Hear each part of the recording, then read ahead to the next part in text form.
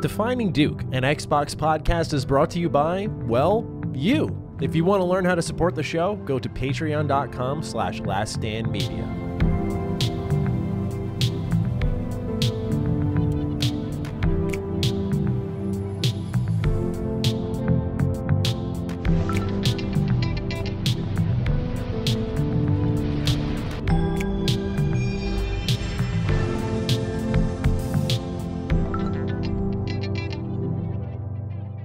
Salutations, everybody. It is Maddie here, and welcome to episode 40 of Defining Duke Ultimate, a Defining Duke supplement. I'm joined by the well-equipped, that shirt is perfect for this episode, Lord Cognito. Yo, Sega, what's going on? Lord Sega, how you doing? How you doing, Lord Sega? So, you and I were just chilling, doing our night owl things. Some news breaks at about 1 a.m., I want to say, and it's Sega and Microsoft partnering up. Originally, we were planning to do a Halo Infinite campaign DDU, and then we thought, you know what? Chris wasn't going to be able to make this one. He was sick, then he was away. And I thought, maybe we should push that back an extra week so we can get Chris involved. I don't think it's right to have two Halo Infinite DDUs without Mr. Raygun himself. Yes. And let's talk about something a little bit different, right? Something a little bit more breaking when I say different. This episode may not hit our usual hour mark. I think that's okay.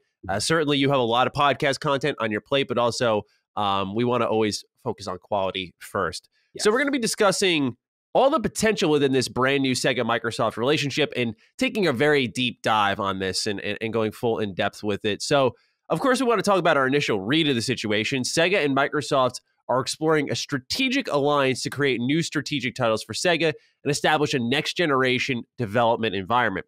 We'll read the press release from Sega in a sec, but Cog, what was your initial feel when you saw the news break? This is, look, I'd be lying if I tell you, you know, as a hardcore Sega fan, I'm a Sega baby. Before Xbox, before Nintendo, like, this is my heart right here. Like, Sega, the history, the lineage is everything that made me a gamer. Lord Cognito, my namesake, is based off the game Shinobi, which was my favorite game in the arcade, which I actually have in the house. You know what I'm saying? Mm-hmm. I got the arcade upright. So Genesis, one of my favorite systems of all time. Look, you know, just the thought of a collaboration in any capacity, because for me, I've always been shot down. Like, look, they're owned by Sega Sammy.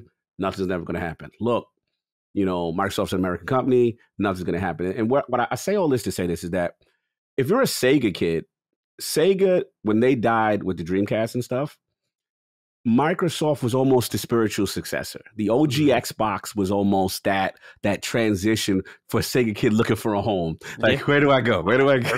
Perfectly put. Yeah, it's so true. You know, so we were like, okay, Xbox, all right, they got Shenmue 2 at launch. You got a couple of Sega Jet Set. Okay, okay. Peter Moore comes over 3. Okay, all right. Yeah. So the Sega kids were roped into the Xbox ecosystem. We were the lost, forgotten children that needed a home.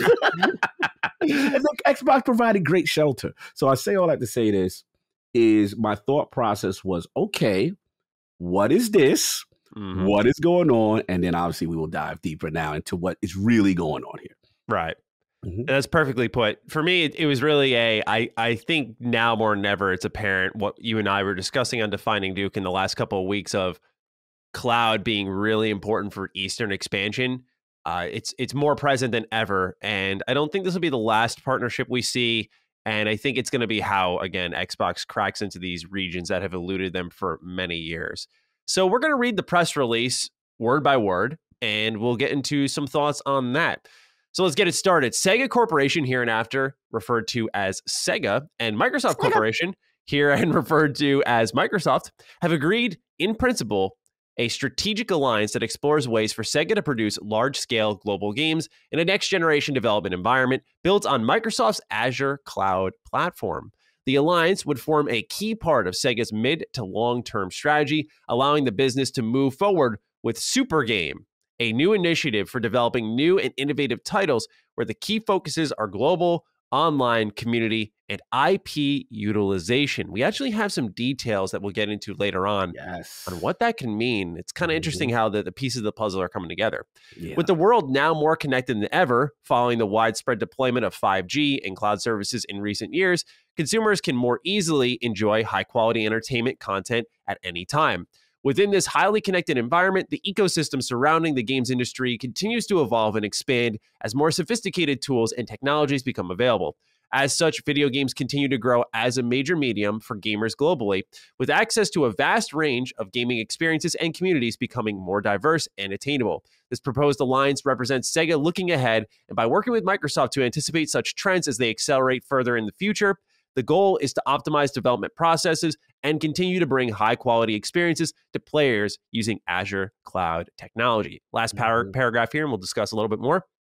Microsoft and Sega have agreed upon the foundation for this alliance, and through mutual cooperation, will look to build further technological evolutions with areas such as network infrastructure and communication tools required for global online services being a key priority. Additionally, by shifting to a next generation development platform, Sega can effectively adapt diversifying work styles and potential infrastructure changes. I Mhm. think that last paragraph is probably the most telling on why they want to use Azure Cloud Services for their development. Because it sounds like no matter what happens with the world, again, this is like future prep. Like, oh, if we get Yes. another lockdown, we have Mhm. access to our tools, we have access to everything we need to use to make our games, and they almost won't skip a beat at all. But Yes. what do you think about this more cloud based partnership? We've been talking about the cloud a lot with Mhm. Kojima, of course, and we talked about the cloud-based MMO, and now we're seeing cloud again. This time with Sega, so Mhm. it's not the first time we've seen it come up. But what's your feel on the core of this partnership? I mean, this is, I think you said it best at early setting this up, which is, looking at Microsoft's strategy, as far from a global standpoint and infrastructure. And obviously, the Azure platform is large. This is one of the big cloud farms, when it comes to cloud infrastructure, which actually I work in IT, and that was literally my job, like working with the different, cloud providers, whether it be AWS, with Azure, VMware, and obviously, the cloud. I mean, these guys. So, the thing is this, they are big in the space. And what we're seeing is this is the investment Microsoft has made for the future. They have really spread their tendrils globally as far as the data centers. And this is part of the xCloud initiative. And what we're seeing is a lot of these companies in the gaming space, they might not be prepared in the future, right? And we even seen the Sony deal, which we'll mention, Hmm. when people were surprised, hey, Sony even partnered with Microsoft Azure and things like that. So what you're seeing is people are making these infrastructure backbone decisions to future proof them, right? Right. And for me, it's refreshing because Sega, from my understanding, like Fantasy Star Online, like Amazon and AWS generally kind of had a stranglehold on a lot of this stuff, from my understanding, on a backbone level, maybe on a Fantasy Star Online servers. A lot of these games, you'd be surprised, have a lot of an AWS, even some Sony games from an online standpoint. So you're seeing Microsoft kind of position themselves to say, hey, we got this great tech, Hmm. whether it be great deal, whether it be better, services provided. And companies are now saying, hey, optics or not, it's kind of a better situation, whether it be technology and pricing or whatever is working out behind the boards that we're not privy to, that Right. clearly they are finding attractive. So that's the part about this on that line that it's very interesting that people are willing to play ball with Microsoft on their infrastructure. Almost looking at like the equivalent of like, you know, new cable network comes into you, a new, Hmm. new options for DSL T1, Yep. fiber come in the area. Now you got options. You're like, hey, I don't got to go to Hmm. Comcast. Yeah. Verizon Fios is looking kind of nice out here. You know what I mean? Yep. So that's what it kind of reminds me of. What are you thinking when you read this stuff? What are you thinking? Um, I think more than anything, what I got to read for was I immediately thought of the PlayStation partnership, and we'll talk about that in a little bit. But that was my first thought because a lot of people were pretty sold on the idea this isn't an acquisition, but this is close to it, or this is an exclusivity deal. And just to make it clear, they would specify if that were the case. This is like Correct. a press release, so they went through this thoroughly before releasing it to the public. Mhm. Um, and so my thought process was like, does this lead to anything? Does this signify anything on the consumer side of things? Because I think we can get a good glimpse on how they're feeling behind the scenes, just based off what Sarah Bond said, which we'll read in a moment. Mm-hmm. But to me, my first thought was, okay, how does this affect us? Right. What do we get from this? Right. They talk about their super game. And one thing that's worth bringing up is Azure enabled Phantasy Star Online 2 to be a global service. So they wrote in a press release actually at the beginning of this year, in the present day, good games can be played by anyone regardless of where the players are. However, delivering such games to people around the globe without changing what makes the game interesting requires overcoming several technical challenges. In April 2020, SEGA started the service of the massive multiplayer online RPG named Phantasy Star Online 2 in North America. As of October 2020, the global version of the game is played in more than 185 countries and regions worldwide. The company is required to provide the service in an area far wider than Japan without causing lags, while the players are enjoying actions in the game. And that is why it chose Microsoft Azure as its platform. And the reason I bring that up is because I look at something like Phantasy Star Online 2, which ended up being at least timed exclusive in Xbox and PC. I'm sure it will come to PlayStation. I haven't looked up the specifics on that, but point being is it started off exclusive, and Sega's talking about this super game, almost a development platform, a expansion of their IP.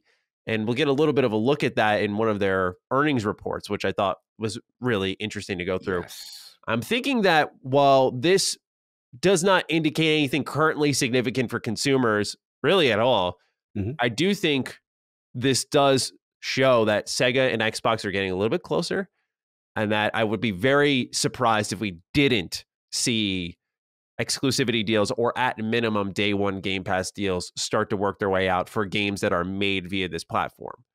Yeah, that's where I'm at, man. And again, like I'm not trying to get crazy, right? Because as a Sega kid, you get your heart broken a lot being a Sega fan. Yeah. But the thing about this is how I look at it. And Sega, the way they were constructed prior, it was very difficult for an American company to kind of do business with them. They had a lot of tied into their arcade, the pachinko machines, and then you just see them go through this consolidation phase of kind of separating themselves from that and making themselves kind of in position now, and a lot of people thought, oh, maybe the acquisition talk, right? But the way I look at it is almost like sometimes partnerships and alliances still serve the same purpose. And I agree with you. Right now, to the consumer, they look at this, they say, oh, this is a nothing burger. This is just, cloud. And I get that. I totally get that. I'm not trying to dismiss that. All I'm trying to say is that you can't tell me that an American company now playing nice with this Japanese company who is now providing them an infrastructure and a backbone, who prior to this, let's remember, the Game Pass Sega deals with Yakuza Like a Dragon and moving to all those games, and Sega professing loudly, we love the Game Pass arrangement. This is the most we've seen the Yakuza franchise, do as well as it's done now that we've got these things. So clearly, there's some there's some buttering up occurring. Yes, right? Like you really look at it. This individualized, I think, is nothing. But you look at the combination of events here, and it's starting to amount to something, or at least I'm assuming Microsoft is hoping so, because I think none of us really expected Xbox and Bethesda, although they had a relationship together. And as someone who covered Bethesda content for a while, I was always of the mindset, Xbox and Bethesda Game Studios games work best together. But I didn't think that indicated some type of acquisition.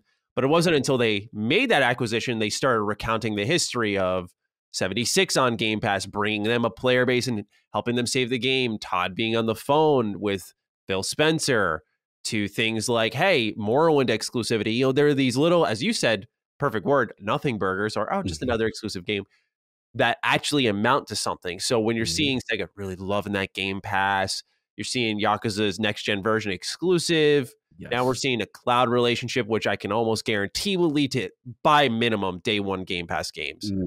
There's a lot here that, again, is amounting to that. Eventually, Xbox is going to go, come on, what are you waiting for? Man. You're already here. You're already part of the family. Just let's put a ribbon to it, right? Exactly. And that's where I personally sit on it. Is I feel like this is their attempt to keep buttering them up, keep Sega very happy, keep them very successful, show them that what this is going to do, if this works out, I think this will show them like, hey, if you work with us, you're going to be very successful compared to where you were before. Yes. And through us, let's say this whole super game thing works out, or at least it's possible for them. Right. Hey, you were able to try things because of us. And if it failed, we got you. Exactly. And I think of it also, and another thing too, like, you know, these type of relationships, again, as a Destiny fan, you know, I look at Bungie and Microsoft, right? We know the history, you know, they've been around for a while, but I always feel it's always beneficial when the higher ups are friends, right? And I know the CEO of of Bungie, Pete Parsons, is super cool with Phil Spencer. They play together, they game together, they do stuff together. You know, we already know of Destiny. It's Phil Spencer's one of his favorite games. He plays it a lot. And you can't tell me that because of the relationship at the higher up, that there's no influence in a thing like, oh, Destiny's Beyond Light being in the Game Pass because of this. To me, I think those relationships help assist, facilitate other things. Not saying that there was a big acquisition, right? That Microsoft bought Bungie or anything like that. But again, these type of little things. And the thing that really excites me, and I got to talk about, I know we talk about Super Game, we'll get more into it. But prior to this deal, Sega's plan on, you know, again, all the IPs that they want to focus on, Phantasy Star Online. But the thing for me as a Sega fan that really excites me is dormant IPs.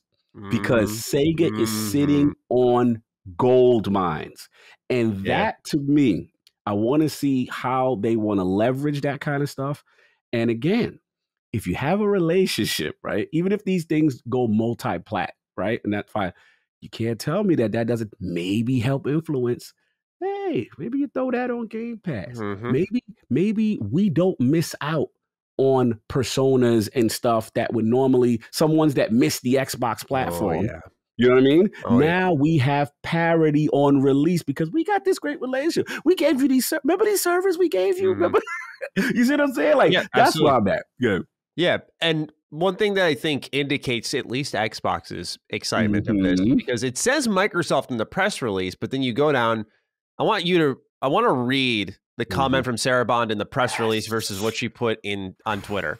Yeah, let's get it. So Sarah Bond, probably the most underrated employee at Xbox, in my opinion. The Xbox, we call it a queen. Absolutely. She writes in the press release, Sega has played such an iconic role in the gaming industry and has been a tremendous partner over the years. We look forward to working together as they explore new ways to create unique gaming experiences for the future using Microsoft Cloud technologies. Together, we will reimagine how games get built, hosted, and operated with a goal of adding more value to players and Sega alike. And all I'm saying is that Sarah Bond's at the head of some of these Xbox Game Pass deals. I don't know if y'all knew that.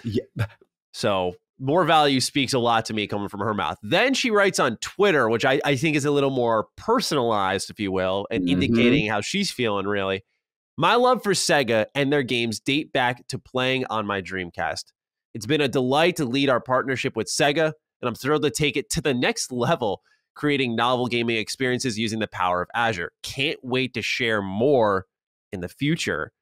So I feel like this cast a little bit of light on it, where number one, there's that history there. Number two, one thing I like about Xbox is they almost let their personalities make the decisions on business stuff. They're like, yo, I really like Sega. We're going to go for it, man. And I always appreciate that about them.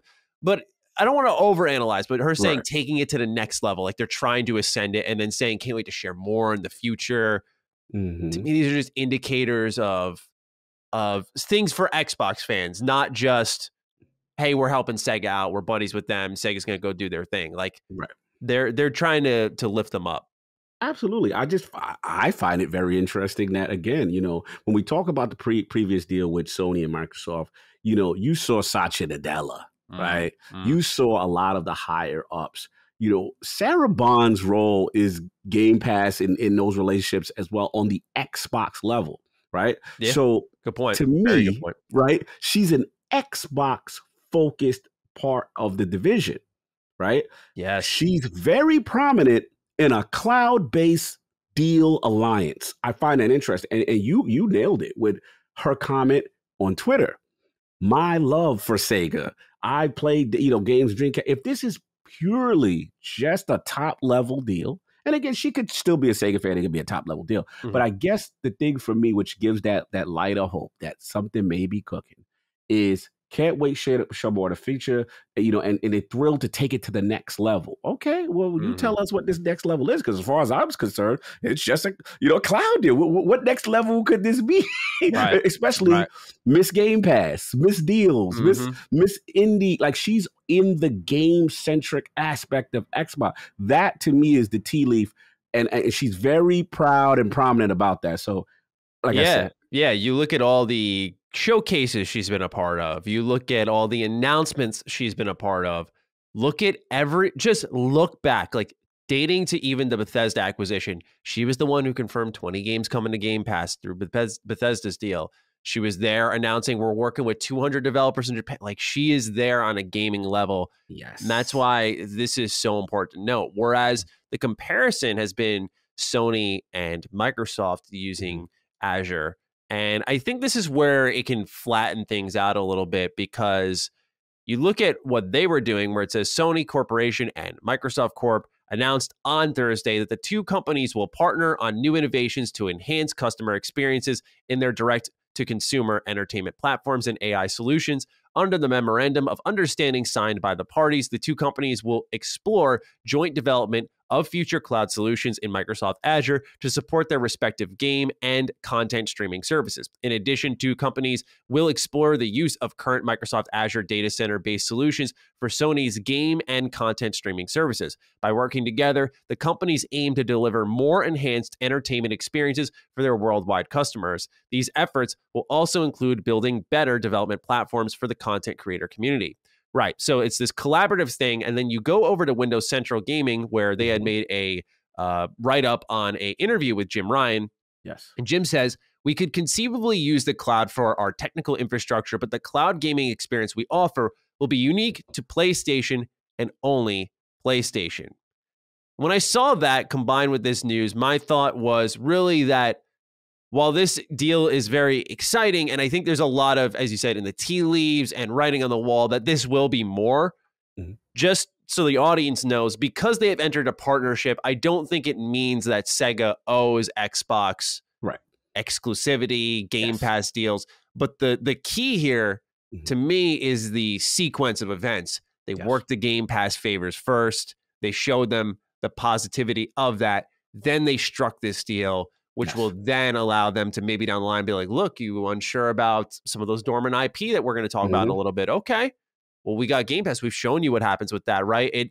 The way they're possibly executing this, if this ends in an acquisition, will be a masterclass, in my opinion. When you look at the sequence of events here, of course, this dates back many generations, starting with like Jet Set Radio Future as a launch title. But I'm talking like recently, how they've reignited things, buttered them up. If it ends in an acquisition, that'd be very impressive, to say the least. Yeah, no, you're absolutely right. That would be such a strategic series of events over the years to lead to something like that. Again, if I'm not saying, but if it did, like, bro, that would be crazy planning to get to there. I think for me, super game is super important. And I look at the Japanese market, and we've talked about it on multiple Defining Dukes. We talk about the infrastructure, the online infrastructure, the cloud. We're talking about Kojima enticed by the cloud, right?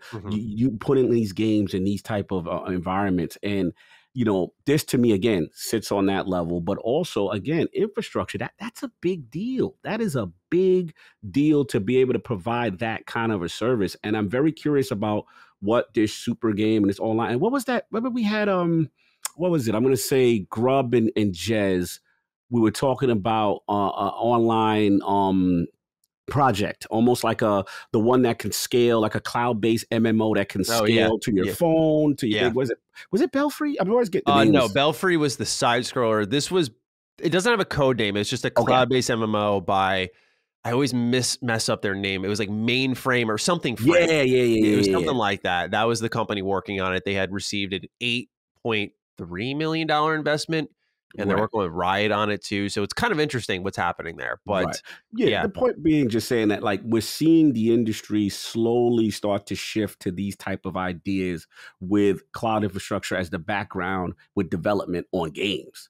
And again, if you're partnering, right, you want to partner with mhm. someone who's the biggest and the strongest and has the most reach in that infrastructure. And it seems to make sense. And I think this, like you said it early, I think this may be the way Microsoft leverages themselves and sneaks into that region and get kind of the influence that they've sorely lacked for Yeah, years. You know what I mean? absolutely. Because you think of it this way, dude, if they get Kojima and Sega, like that, those are two monstrous presences in Japan that you can now say have come to your platform through cloud, and you're going to reach a lot of Japan through the cloud, right? There's no coincidence that the Series S is selling more than the Series X. And I think that's through Game Pass. I think it's through the streaming future. They're about that, right? And Japan's about handheld gaming big time. Like there's a reason the Vita lives for so long there. The 3DS was huge there. And so when you've got xCloud on your phone, like it will grow them in that area there. And so targeting these key figures who Japanese gamers would be most interested in, it's very smart what they're doing here. Yeah. And I Big think time. they're tackling it just right. And especially, again, we have to remember this is probably a move in response to the pandemic. I think a lot of these developers, these teams, these companies want to be safe and go, you know what? In case things shut down again, I know I said this at the beginning, but it's worth emphasizing is you don't want to have your development stop or slow down. It's like, okay, we got to go home now. And Yeah. I don't know what that process would look like transferring from working in office to working in the cloud, or just giving people the option to say, hey, do you want to work from home? Do you want to work in office? Mhm. And maybe saving them money over time by not having as much property to own. Right. So there's a lot there as well in response to current events. But Mhm. again, I think there's a lot of stars aligning here. Mhm. Now, the main thing that we still need yet to get into is the super game, right? Yeah. Yeah. So we're looking at this article from Video Games Chronicle, which had reported that Sega says it plans to release a super game within the next 5 years. And this is during a presentation for the fiscal year ending March 2021, where they broke down the company's recent financial results in detail. And what they did was presented sort of a strategic portfolio. And so what they're saying is strategy one is making existing IPs into global brands. One thing I want to note here is Mhm. Sonic is global. Mhm. Phantasy Star Online 2 is now global through Xbox. Mhm. Yakuza is more global than ever through Yeah. Xbox. Persona has become global. I would say Smash helped them out a lot, but of course, Yeah. 5 helped popularize that. In Total War, these are the Right. IP that they mention here. Then they say Strategy 2, which is, by the way, on the lower end of profitability, but on the higher end of global growth Growth potential. potential. Yeah. I think that's why you want to team up with Xbox with this. It's like, this might be a low profit move. We need them to help us out here. It says the priority strategies for 5 years is the creation of super game. It says creation of titles which can be expanded upon globally. Also in their low profit but high growth area is the expansion of past IP libraries and the utilization of past IPs with support subscription. So, what do you feel about this super game so far through this strategic portfolio? Because they say creation of titles, plural, which can be Mhm. expanded globally. Does that sound like a live service game to you? I'm screaming that. I'm screaming like feeling like yeah, got MMO live service game. You know, again, something with that online infrastructure background that can be utilized, and it just seems like a two-prong approach. You have that aspect, and then you have this expansion of past IP libraries, and Mm. we've already seen one aspect of it with Nintendo's new online expansion pass, which I Oh, thought was yeah. interesting. I was like, how in the hell is Nintendo pulling this off where they're able to get these Sega games on like their subscription service, right? And then Mhm. it was an additional cost. It was a controversy, it was an expansion pass, whatever. You get a Genesis games, they had a Genesis controller. Like that was a big deal Yeah. from optics symbolic that Sega's doing that. So again, and it literally says utilization of past IPs, support subscription, right?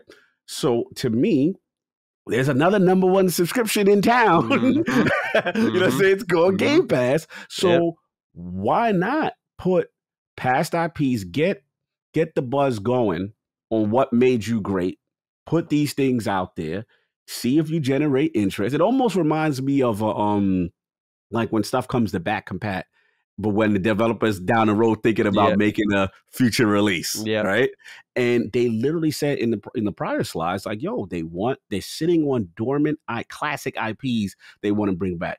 This is the part, again, not to get crazy, but this is the part that gives me hope. This is the part as a Sega fan, this like I'm so hyped, bro. Like I'm hoping it goes that direction because man, how exciting would that be? Of all the classic franchises they're sitting on. Absolutely, because if you look at some of the way this graph is laid out, it's very strange. I encourage people to look it up. It's a Video Game Chronicle article, as I said, and you see on the bottom left, they have a low growth but high profit option of optimization of business scale and focus on profitability through domestic mobile and amusement machines. So you see that they're toying around with that. But now that they've seemingly committed to this super game, right? Because they said it's low profitability. This is in the new direction versus on the left side with making these brands global and getting a lot of profit from mobile stuff. This is on the newer side of stuff where now if they've committed to the super game, I imagine they're going to commit to expanding their past IP libraries, especially you eloquently brought up the Sega Genesis library being on Switch Online is huge. I didn't even connect those dots. That's a really good point.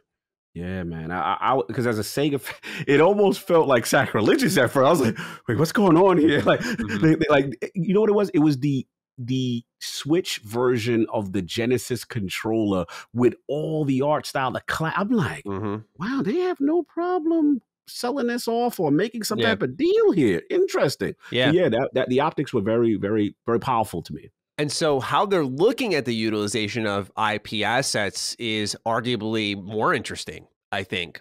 It says that they hold a large number of globally recognized IP. Utilizing these IPs after careful examination, they could take one of three routes. They say one is a remaster, convert past titles to HD animation.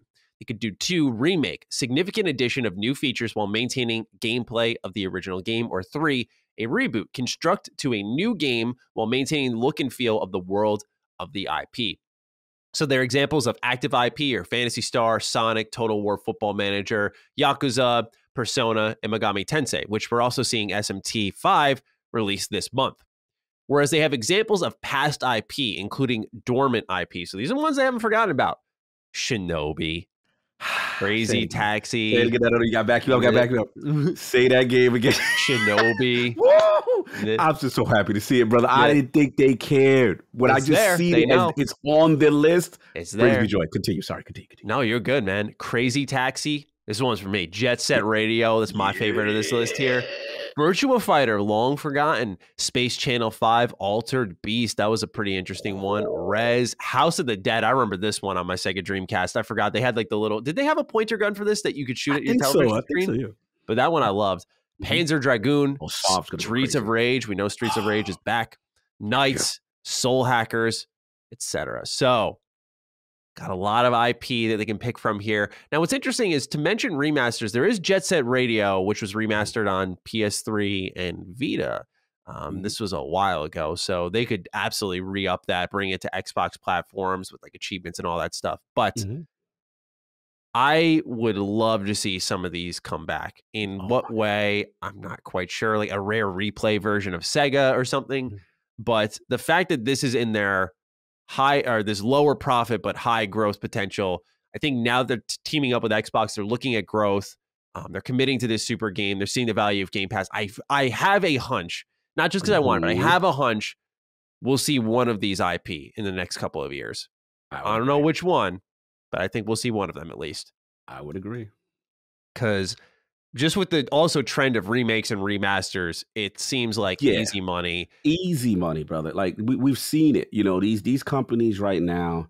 And let's be honest, you know, especially with development during a pandemic, right? Where, you know, to create something new from scratch as opposed to utilizing existing assets. We're seeing Dead Space, we're seeing KOTOR, we're seeing so many, like Alan Wake, you know what I'm saying? Like so many of these things coming back because it, again, you don't have to put up as much development effort, and it's a good way to gauge how much fans really care about your core franchise. And if you see positive response on these kind of low effort returns of classic franchises, then it's like, oh, there's a Mm-hmm. market out here. We could do this. They want this. Yeah. You know, it's a good feeler. It's a good feel. Let's see. Remember this? Yeah. Oh, okay. You know what I'm saying? Absolutely. And honestly, with the 20th anniversary coming up on the 15th, I don't know, man.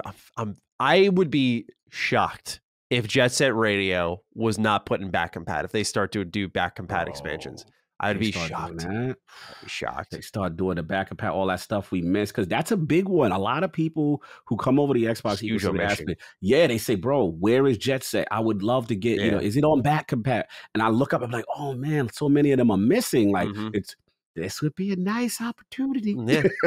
I'm just saying, it's that little treat that gives you another inkling of what may be to come. But more than anything, old games aside, what I hope all of this collectively indicates as they continue to nurture that relationship is what they really need before anything is day one Japanese releases. So Persona needs to be there. We need to get Persona older games like 4 Golden and 5, which have already existed for a while on other platforms, get them over to Xbox. You know, because that's the thing. That's one of those releases that alongside Final Fantasy VII Remake, these are these late releases that would almost feel like new releases because they're so anticipated and long overdue. So what I'm hoping more than anything is as Xbox butters up Sega thinks of them during the development process and does make these Xbox versions of all these popular JRPGs. Completely agree. You always said it best with, like, you know, wanting more from the Japanese relationship. We just talked about not that long ago when we talked about what was going on at Tokyo Game Show. And, you know, Maddie kept it real. He's like, look, that's nice, you know, but there's still a bunch of stuff y'all missing. Y'all got to do better. And, you know, the words were heard. The people, it resonates. So, you know, I don't want a situation where you have the next Persona and it misses an Xbox platform. You know, you have these big games. Can't happen. These games got to be also synonymous with your platform. So again, to me, it's not just about, you know, I know people are like, oh, you know, it's not exclusive, don't get crazy. Still, having it launch at the same time is a big deal for Microsoft, that they're looked in that area, and they can maybe help out as far as with development and stuff like that, you know, as far as just making them launch at the same time kind of thing. Yeah, and I'm hoping that it also means more equal global launches for Sega. You know, they've had, for example, Persona 5 Strikers, which came out very early compared to Persona 5 Strikers in the West. And what happened was a lot of people, I didn't, but a lot of people were getting spoiled because of it. And a lot of fans want to all experience it at the same time. And I'm sure the company wants that too, because there's more collective chatter online about it. Right. So, you know, I'm hoping this can lead to that as well, as like a focus on getting it all out at once. I know that Atlas in particular really wants to do this, who is beneath Sega. I am friends with someone who works at Sega who knows this is an internal goal of theirs, is to get games out across all regions at the same time in the same day.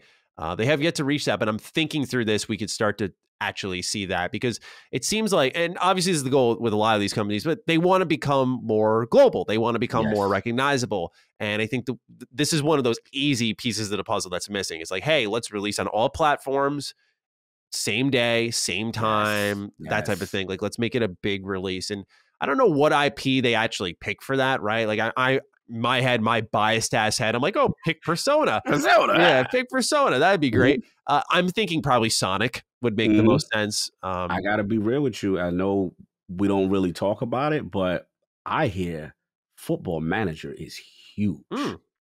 Football Manager, I hear that is like a phenomenon in Europe. Like, that is a thing. Really? And when I was told, when that hit Game Pass, do not underestimate the significance of a brand new Football Manager in Game Pass. I was like, really? It's got 12,000 reviews on Steam. This is wild.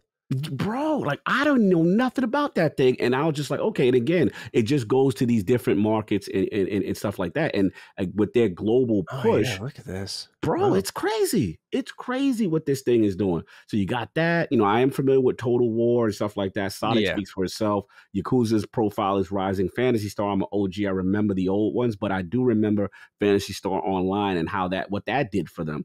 So yeah, and obviously for Switch and Megami Tensei and stuff like that. It's interesting to see what they consider the active IPs that's doing well for them. But Yeah, don't sleep on that Football Manager, bro. Like that thing is a big deal. Like that's like their like mini, Oh, FIFA or whatever. What you saying? What you saying? no, just I Mhm, think you were just saying this, and I'm just catching on to it. But mhm. I didn't realize this is a Sega game, and it's Get it, launching day one Game Pass. bro. Huge deal. It pretty much from what I'm told, it's like their equivalent of a FIFA simulator game but it's like the best one. Everyone like says it's Mm-hmm. like world class, the best Mm-hmm. version, and this thing is addicting. Mm-hmm. I've had a couple of devs on ILP, and they always talk about it from the European region and stuff like that. How big that stuff is. Wow. Yeah, this Yeah, is this is another that's another significant thing. I mean, I know we talked about in Defining Duke. I just wasn't Mhm. aware it was a Sega game, a Yeah, Sega yeah, published right. game. Assume. Yeah, that's the same thing. I didn't even know. I I didn't did know not until about know. like in the beginning of this year that Wow. that was associated with Sega. I had no idea. Yeah, I didn't even see their name on it at all. That's Hmm. crazy. So that's a pretty big connecting piece as well. If they are trying to make things into, it's interesting. They don't mention this as one of their strategies to get as a global brand. Maybe because it's Hmm. already kind of there. It's Yeah, football, the so vibe I get, it's already there because they're like holds a large number. They're looking at the utilization of IP assets, which hold a large number of global recognized IP, and they call in the examples of active global recognized IP, they have Football Manager on that yeah, side of the fence. yeah.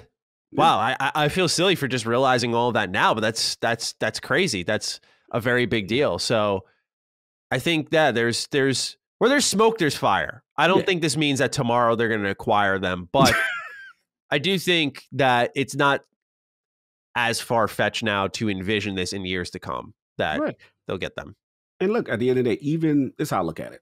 Even if nothing is to come of this from an acquisition standpoint in Microsoft, Mm. I think the relationship in itself is still extremely beneficial. Yes. I still think that Microsoft could still leverage some relationships with IP and Game Pass. And hey, they may look at it like, hey, we're good as we are. This helps us get us out globally. That's Hmm. fine. But you know what? Hey, we can play nice on that. You know what? You may get. Remember, Yakuza Like a Dragon did come out. It was a timed exclusive. It Timed came exclusive next gen version. next gen version. Yeah. Correct. Just little things. I like it may be smaller if nothing comes from an acquisition standpoint. But I will say this though: if there is a super game, cloud based big MMO, Hmm. I could see Microsoft stepping in and maybe getting a nice little sweetheart deal on some exclusivity, whether it be timed or Yeah. not on that. Just That think would make it's sense. it's easier to approach it. It's not a cold approach at this point. It's like, hey, we're helping you build this thing. Like, what can we do to work it out for our platform? Like, that's how these deals open up. So there's a lot of potential here on the table. We're already seeing some of the fruits of that relationship, and Mhm. it continues to grow. So, hey, really excited to see how all of this plays out. We'll be talking about this more on Defining Duke, of course, with audience questions in tow. But do you have anything else that you wanted to say about this before we wrap it This up? is, this is fun, man. The OG in me Mhm. smiling, like big kid in me. I started playing old Sega game. Like, for the OGs, this means a lot to us. Mhm. I know for everyone else, like, look, calm down, temper your expectations. I get it. We get it. But you gotta allow us to have a little dream on this one Mhm. for the Sega faith. For the Sega faith, we're like, okay, maybe down the road things improve and we get the things that we always Yeah. wanted. These are the things we always wanted as Sega OGs. Absolutely, man. Happy for you. And as a Mhm. person who grew up with the Dreamcast before I Mhm. broke it by putting a Ludicrous CD in there at the same time as Shenmue 2, Oh, yeah. you stacked. Yeah, I stacked because they said that the Dreamcast could play music. So I was like, took my brother's new Ludicrous album, slapped that in on top of Shenmue, and it was just like, it was done. Was you expecting a mix? What was you Yeah, expecting? I thought that the music from Ludicrous would play on top of I'm done Shenmue. with you. Yeah, I was like 5 in all Okay. fairness, Okay. but that was one of my favorite gaming memories. No I doubt. just tortured my brother breaking his shit. But anyway, Oh man. as a Sega OG, I'm with you. I'm hyped about this. A lot of their IP resonate with me, so I'm hoping to see more of them on Xbox. But Yes. that's all we've got for Defining Duke Ultimate. We hope all of you enjoyed this deeper dive on some breaking news. At least as we record this, by the time it comes out, it'll be a little bit less breaking.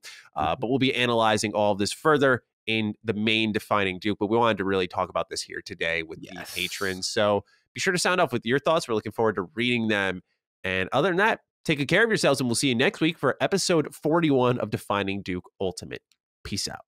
Peace. Defining Duke, an Xbox podcast, is a product and trademark of Last Stand Media and Collins Last Stand LLC, and is recorded from the United States of America. The show is conceived by Matthew Mr. Matty Plays Schroeder and me, Colin Moriarty, and is written and produced by Matthew Schroeder.